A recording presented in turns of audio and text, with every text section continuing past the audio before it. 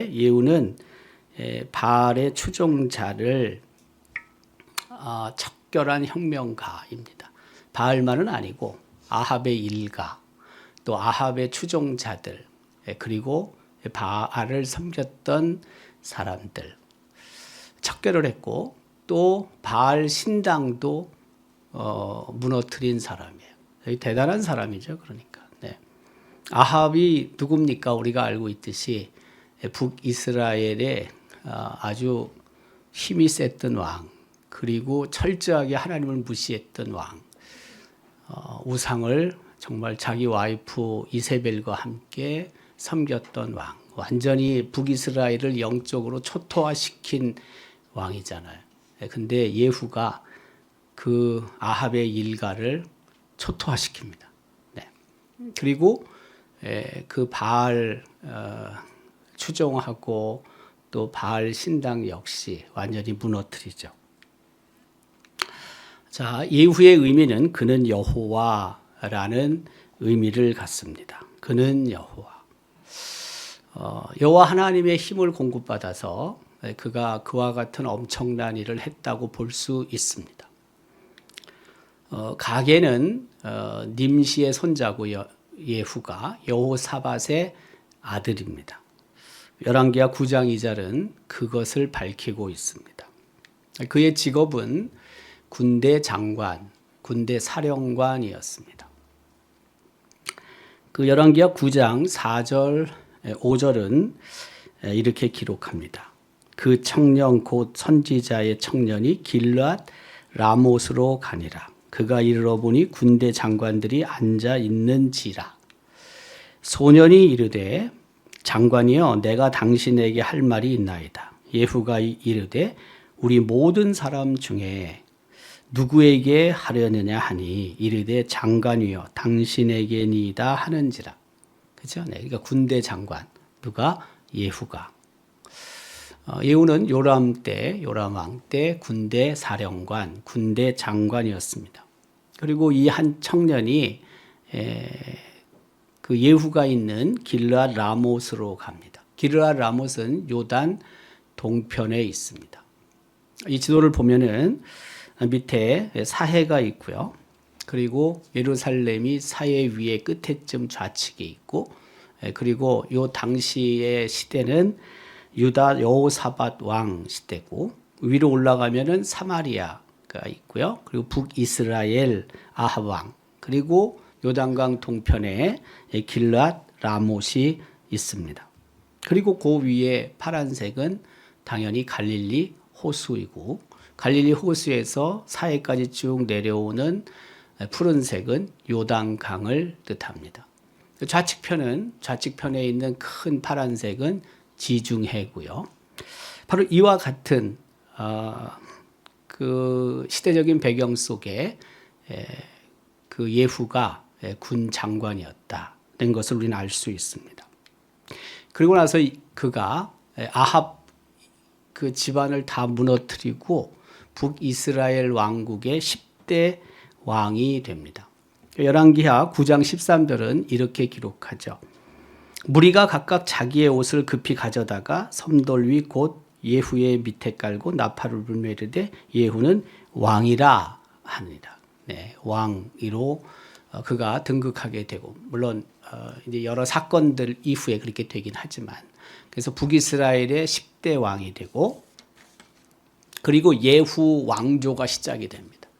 예후 왕조가. 북이스라엘은 이제 왕조가 여러 개 멸망당할 때까지 여러 개 있었어요. 남유다는 다윗부터 그냥 다윗의 후손들이 끝까지 왕을 차지했고, 북이스라엘은 몇 대 가다가 완전히 무너지고 새로운 또 왕이 나타나고, 거기서 또 아들 이어서 또 왕이 되고, 이제 그런 왕조라고 할 수 있죠. 근데 남유다는 그냥 다윗, 솔로몬, 르호보암 이렇게 쭉 내려가는 거예요. 아들들이. 그러니까 다윗에게 하나님이 주신 은혜와 복, 약속이 바로 그거죠. 왕가가 끊어지지 않고 나중에 바벨론에 멸망당할 때까지 계속 그 다윗의 후손들이 왕이 됐으니까요. 결코 만만한 건 아닙니다. 예후가 안수를 받게 됩니다. 안수받는다는 것은 이제 왕이 된다 그 뜻입니다. 엘리야 선지자는 예후가 왕이 될 것을 예언했습니다. 그게 열왕기상 19장 16절의 말씀이고요. 너는 또 님시의 아들 예후에게 기름을 부어 이스라엘의 왕이 되게 하라는 거고요. 그래서 이제 예후가 안수를 받게 됩니다. 열왕기하 9장 6절 7절의 내용입니다. 예후가 일어나 집으로 들어가니 청년이 그의 머리에 기름을 부으며 그에게 이르되 이스라엘 하나님 여호와의 말씀이 내게 기름을 부어 여호와의 백성 곧 이스라엘의 왕으로 삼노니. 그렇죠? 네. 너는 내 주 아합의 집을 치라. 내가 나의 종 곧 선지자들의 피와 여호와의 종들의 피를 이세벨에게 갚아주리라. 네. 예후에게 주어진 사명이 있어요. 그게 뭐냐면 안수 받은 후에 아합 집안을 치는 것입니다. 아까 언급한 것처럼 그래서 아합의 집안이 예후에 의해 완전히 끝장이 납니다. 그래서 아합의 아들이 더 이상 왕권을 가질 수 없게 돼요. 뒤에 보면 알지만 무려 아들 70명이 죽습니다. 아합의 아들 70명. 네, 다 죽는 거예요. 악을 하나님께서 청산하죠. 그래서 앞에 척결한 혁명가다라는 제목을 단 거예요. 아합의 집안, 아합의 추종자, 바알을 추종하던 사람들을 완전히 다 척결해 버렸어요. 네. 쉬운 건 아니죠. 굉장히 어려운 거죠. 특별히 예후는 아합 왕의 부인인 이세벨을 처리하게 되죠. 물론 이것도 선지자를 통해서 예언하신 대로 진행이 됩니다. 예후가 이세벨을 찾아옵니다. 열왕기하 9장 30절, 31절의 내용입니다. 예후가 이스라엘에 오니 이세벨이 듣고 눈을 그리고 머리를 꾸미고 창에서 바라보다가 예후가 문에 들어오매 이르되 주인을 죽인 너 시므리여 평안하냐 하니. 네. 이 지도가 지금 이스르엘이라는 지명이 있잖아요. 예후가 이스라엘에 오니. 네. 이스라엘은 아닙니다. 이스라엘이라는 지명이 있습니다. 가나안 땅에. 여러분 지도를 보면 밑에 사해가 있고 사해 북단에 좌측 예루살렘이 있고 늘 그런 겁니다. 네. 그리고 올라가면은 사마리아가 있습니다. 예루살렘은 남유다의 수도고 사마리아는 북이스라엘의 수도입니다. 그리고 북이스라엘 바로 위에 이스라엘이 있습니다. 그러니까 저기에 지금 누가 있냐면 예후가 있었다는 뜻입니다. 네. 그리고 이제 또 쭉 올라가면은 갈릴리 호수가 있는 거죠. 그리고 이제 이세벨은 자기를 찾아온 예후에 의해서 죽임을 당합니다. 열왕기하 9장 32절 33절의 내용입니다. 예후가 얼굴을 들어 창을 향하였고 이르되 내 편이 될 자가 누구냐 하니 두어 내시가 예후를 내다보는지라. 그러니까 이세벨과 함께 두 명의 내시가 지금 집 바깥에서 예후가 말하고 있는 것을 봤다는 뜻이죠. 그리고 이어지잖아요. 이르되 그를 내던지라 하니 이세벨을 내던지라 2층 창 밖으로 내던지라 그 뜻이죠. 그래서 내려 던짐에 그의 피가 담과 말에게 튀더라. 예후가 그의 시차를 밟았다. 이것도 다 예언의 성취라고 할 수 있죠. 네. 예언의 성취입니다. 열왕기하 이것도 90장, 열왕기하 9장 36절, 37절의 내용입니다. 돌아와서 전하니 예후가 이르되 이는 여호와께서 그종 디벳 사람 엘리야를 통하여 말씀하신 바라 이르시기를 이스라엘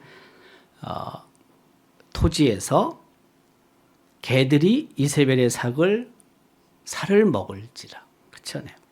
그 시체가 이스라엘 토지에서 거름같이 밭에 있으리니 이것이 이세벨이라고 가리켜 말하지 못하게 되리라 하셨느니라 하였더라. 이제 이세벨이 처리가 되는 겁니다. 이세벨이 아합만큼이나 엄청난 파워를 갖고 있었거든요. 아합도 죽고 이제 이세벨을 처리했으니까 이제 남은 사람은 누구냐면 아합의 집안의 사람들입니다. 그래서 예후가 1차로 편지를 보냅니다. 사마리아에 편지를 보냅니다. 사마리아는 북이스라엘이기 때문에 북이스라엘 수도이기 때문에 거기에 당연히 왕자들이 있었겠죠. 여기서 편지를 보내는 거예요.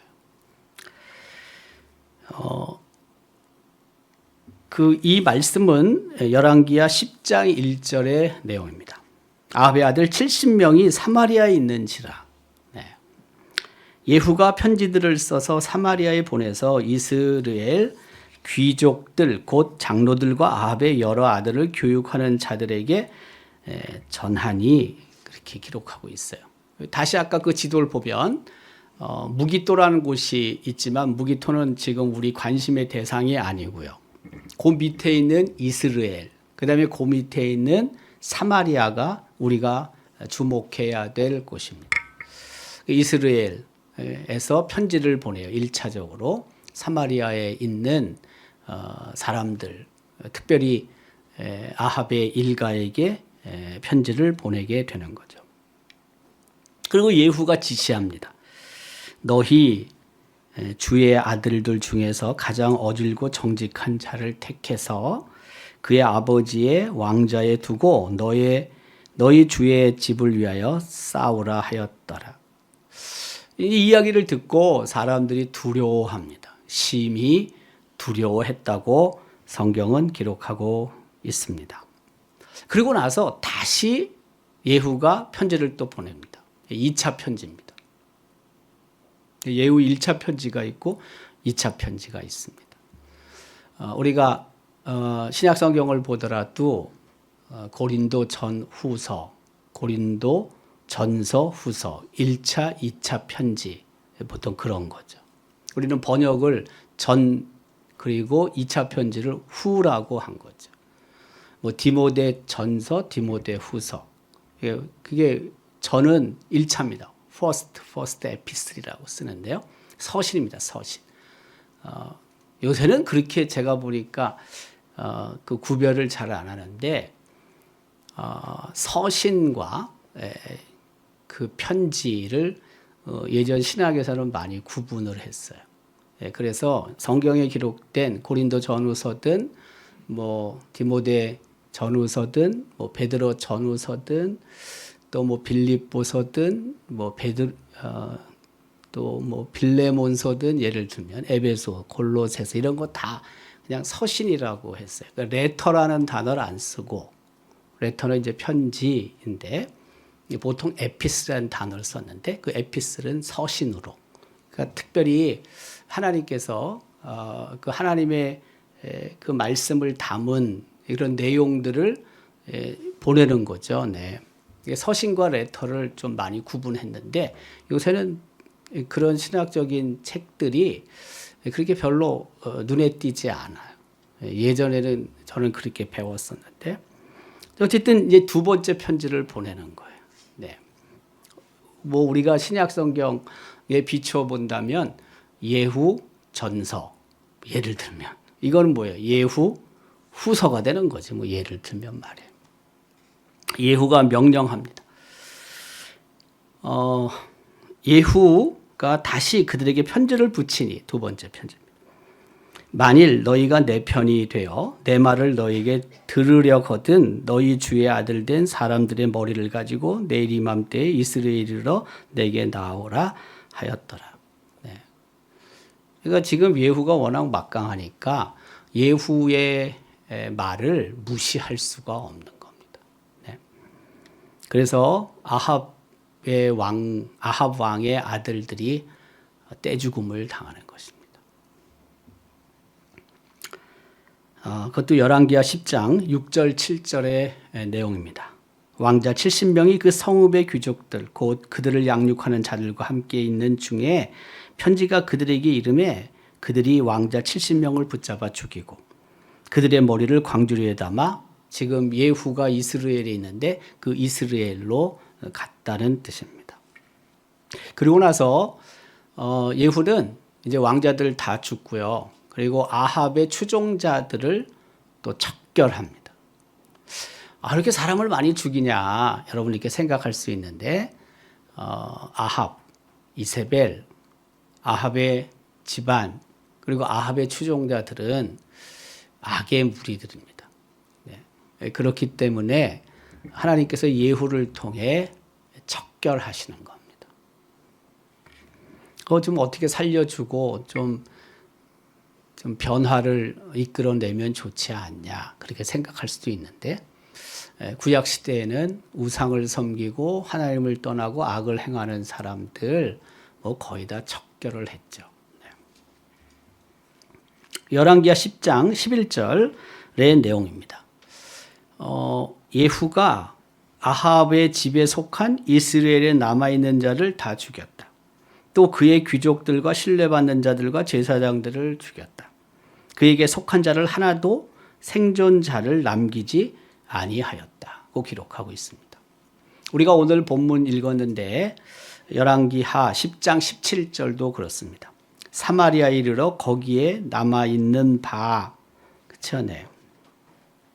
아합에게 속한 자들을 죽여 진멸하였으니 여호와께서 엘리야에게 이르신 말씀과 같이 되었더라. 네. 그래서 이제 끝나는 것입니다. 네. 인적인 청산은 이때 끝나는 것입니다. 인적 청산이 있고 우상 청산이 있어요.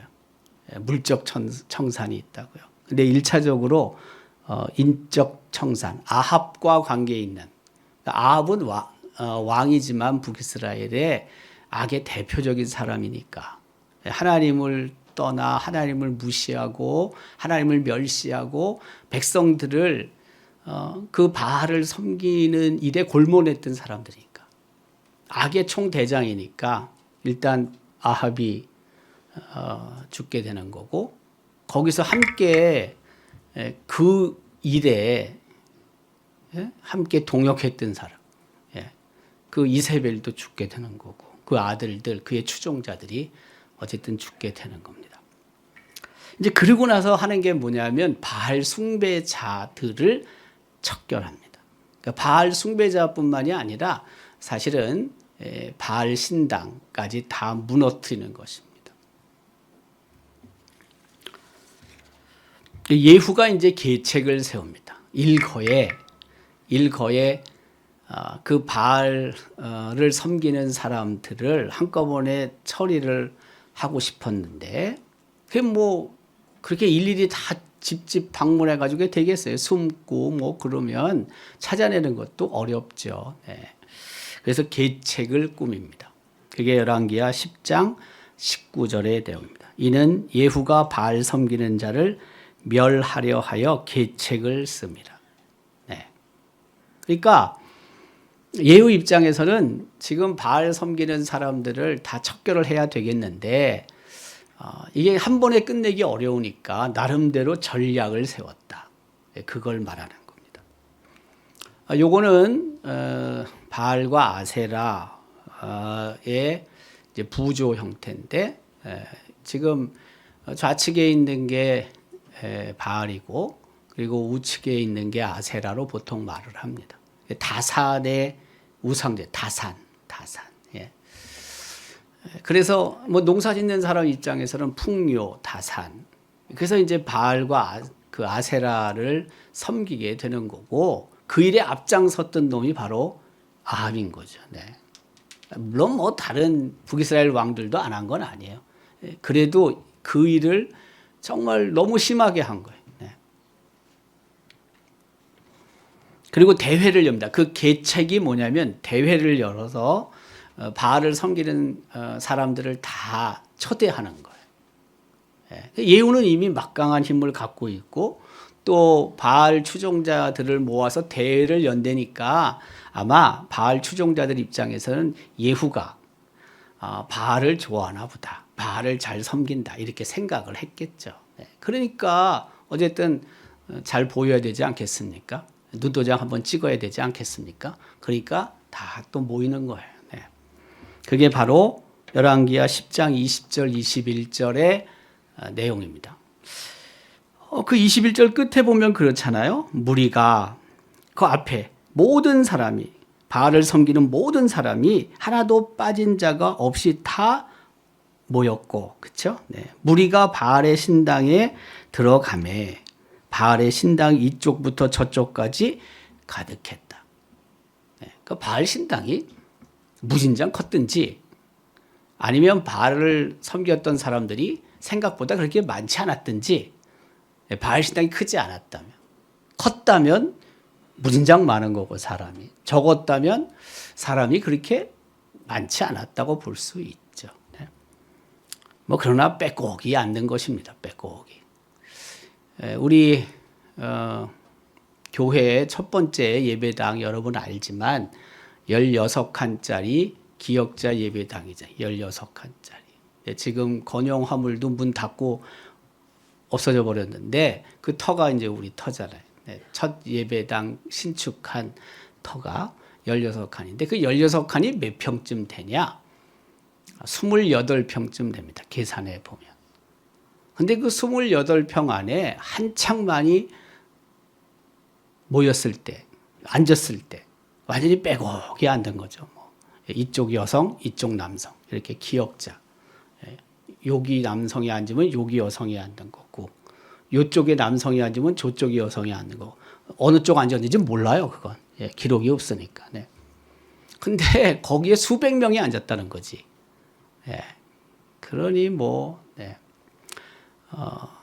그러다가 이제 그게 우리가 1910년 10월 30일 날 첫 예배 드렸는데 준공하고 그리고 거기에 너무 많은 교인들이 있다 보니까 더 이상 그 예배당을 짓고 나서도 쓸 수가 없었던 거죠.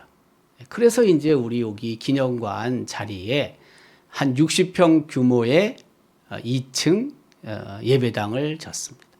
2층 예배당. 근데 2층 예배당을 해봤자 2층에는 거의 못 올라갑니다. 2층은 2층인데 앉긴 앉아요, 그냥. 근데 몇 명 못 앉아요. 많이 빼질 못한다고. 건축 기법상 그 당시에 쉽지가 않은 거예요. 그래서 여러분 왜 유럽에 보면은 뭐 오페라 하우스나 이런 거 보면 2층이 있는데 어떻게 돼 있어요? 되게 이렇게 앞에 무대가 있고 1층이 있고 2층이 있으면은 뒤에 있는 게 많이 앞으로 오지 못해요. 대신 어때요? 옆으로 이렇게 쭉 앉을 수 있게 그래서 무대 바로 앞에까지 2층이 쭉 가잖아요. 거기 기둥을 세워서 거기에까지 앉을 수 있도록 왜 얘를 넓히면은 지금처럼 2층을 이렇게 할 수도 없을 뿐만이 아니라 2층 앞쪽에 앉는 자리를 많이 만들려면 이게 좁은데 그 지금 그런 건물들을 보면 이걸 넓혀야 되거든요. 그래야지 많이 앉을 거 아니에요. 근데 이게 넓히는 게 어렵다고요. 당시에. 무너진다고요. 이게. 우리는 옆으로 있는 건 없어요. 옆으로 있는 건 없었고 뒤에만 조금 낸 거죠. 조금 사람들이 교인들이 앉을 수 있었던 거예요. 근데 우리 하고 뭐 거의 비슷한 아니 우리가 조금 먼저 한 10여 년 먼저 세워진 예배당이 순천에 있다가 불탔죠. 순천 중앙교회가 우리 그 교회에 그 설계한 분이 설계한 거예요. 일본에 있는 미국 선교사였는데 건축사였는데 이분이 무진장 많이 설계했어요. 근데 우리 교회도 설계했는데 한 10여 년 전에 그 순천에 그 예배당을 신축했는데 거기는 옆으로 뺐어요. 이렇게 빼고 뒤에도 조금 앉을 수 있도록 했어요. 그 건축 설계사 사의 이름이 메릴 보리스라는 사람이에요. 보리스. 네, 메릴 보리스. 저는 맨 처음에 그 보리스를 보리수인 줄 알았어. 보리수. 보리수. 네. 그래서 이게 보리수라는 사람이구나 했는데 나중에 알고 보니까 보리스. V-O-R-I-S. 보리스. 네. 그래서 그분이 뭐 대구의 뭐 YMCA 해관, 뭐 서울의 이대 혹은 이화여전 건물, 또 이화여고 건물, 뭐 YMCA 수 없는 것을 다 설계를 했죠. 예, 우리나라 것도. 예, 그 중에 이제 우리 교회가 그 설계 그분이 한 것 중에 하나고 우리 건 남아 있는데 그 순천은요 화재가 나서 사라졌어요. 우리보다 10여 년 전에 그 비슷한 형태의 예배당인데 사라졌어요. 좀 아깝죠. 네. 그러니까 이게 어쨌든 언제 어떻게 될지 몰라서 좀 조심해야 돼요. 네.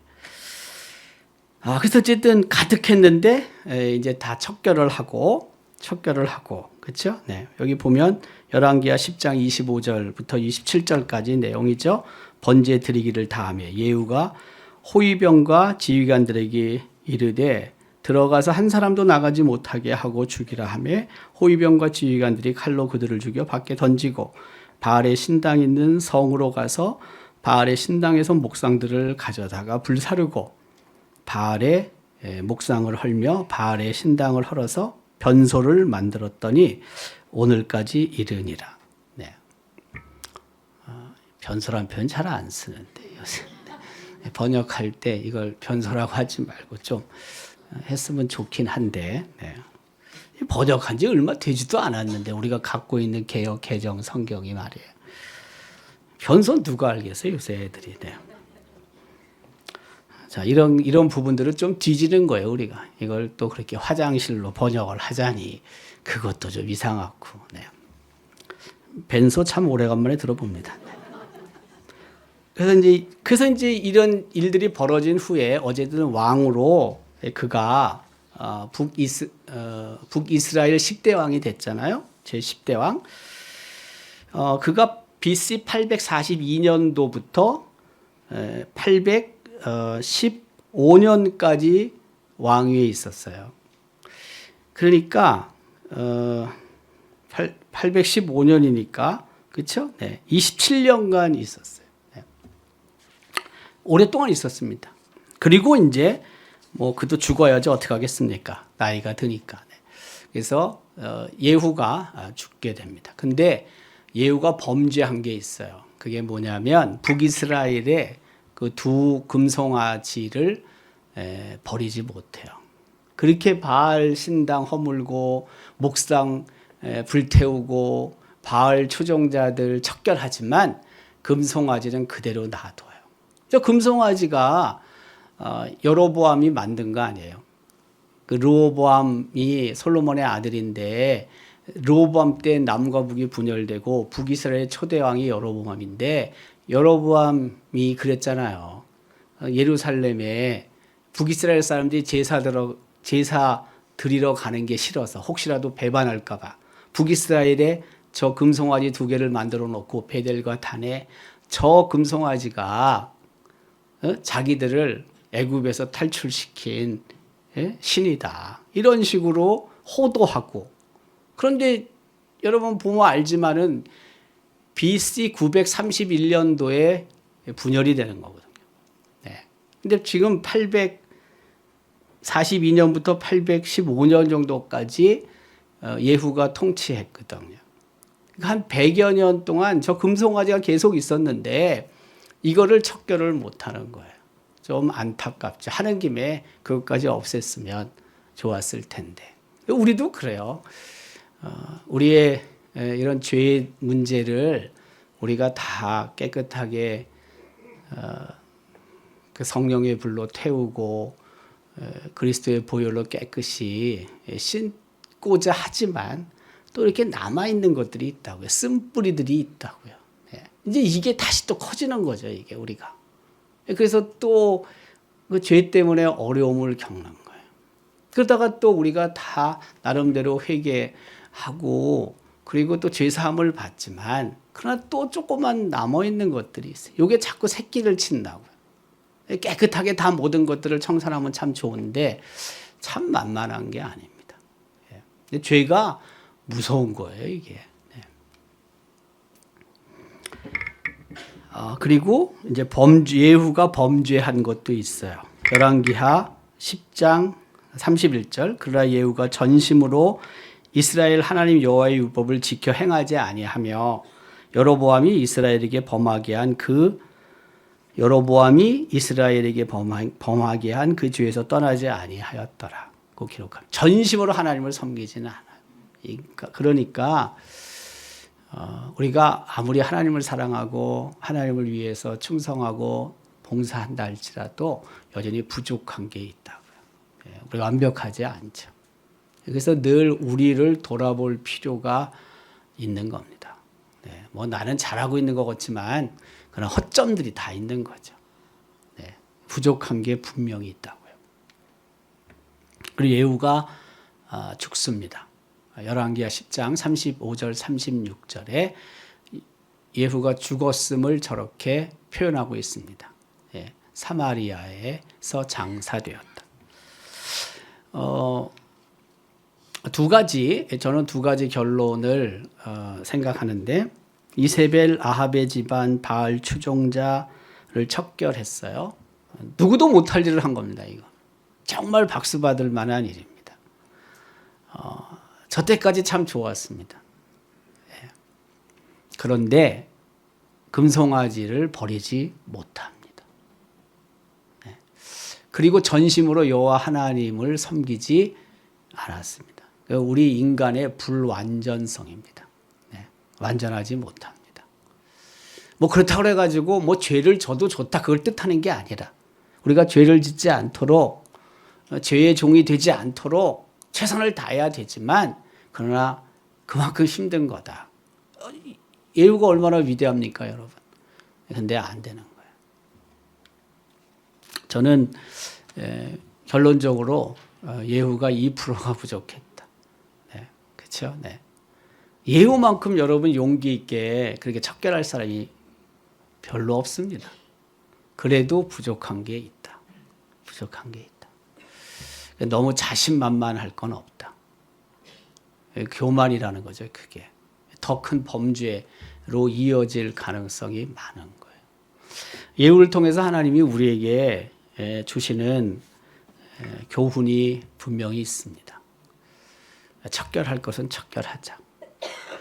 내 눈에 보이는 척결할 것들을 다 척결했다고 내가 생각할지 모르지만 정리하고 처리했다고 생각할지 모르지만 여전히 죄의 쓴뿌리들이 또 남아있다.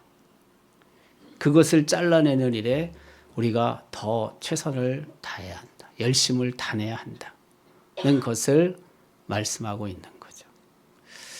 우리를 돌아보고 더욱 하나님 앞에 성결함으로 나아가고 성화잖아요. 성화.